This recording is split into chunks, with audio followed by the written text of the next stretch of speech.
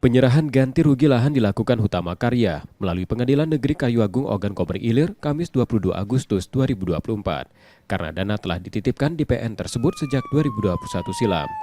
Ketua PN Kayu Agung Guntoro Eka Sekti mengatakan, setelah 4 tahun dikerjakan untuk pembangunan jalan tol Indralaya Muara Enim, secara legal PT PN 1 Regional 7 resmi menyerahkan lahan seluas 69,386 hektar.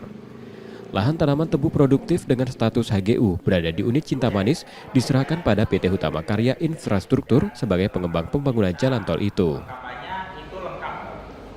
Karena untuk pengambilan uang konsinyasi itu ada syarat-syarat yang harus dipenuhi. Yang pertama adalah adanya permohonan dari pihak yang berhak berikut identitasnya. Yang kedua adalah rekomendasi dari kantor pertanahan DPR. Jadi dengan syarat itu sudah bisa dipenuhi apabila memang sesuai dengan penetapan yang ada di pengadilan. Kepala Region PT PN 1 Regional 7, Tuhu Bangun, mengaku persoalan ini cukup lama tertunda karena beberapa persyaratan administrasi yang harus dipenuhi. Salah satunya ada keterkaitan dengan perbankan yang masih harus diselesaikan.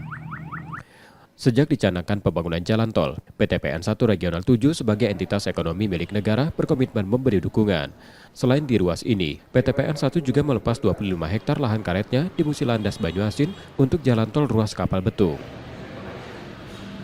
Setelah dalam perjalanannya persyaratan itu terpenuhi dan kami sudah meminta pendampingan melalui Pak Kajati dan terus sampai kepada Pak Kajari yang juga hadir, maka ini semua sudah dapat diselesaikan. Sehingga hari ini dapat terlaksana pencairan pemindah bukuan dari perbankan DTN atas nama PN Kayu Agung, kita pindah bukukan ke BTN juga atas nama PT PN 1 Regional 7. Penyerahan lahan dan pembayaran uang ganti rugi menjadi kepastian hukum objek transaksi. Kedua belah pihak terlepas dari semua kewajiban dan tanggung jawab sehingga bisa memanfaatkan asetnya dengan leluasa. PT PN 1 Regional 7 segera melakukan revisi kepemilikan aset dan konsolidasi dengan para pihak sebagai tanggung jawab terhadap regulasi. Karena perubahan ini akan mengubah daftar aset yang juga mempengaruhi berbagai urusan.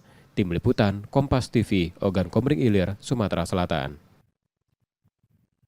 Mulai jelajah tol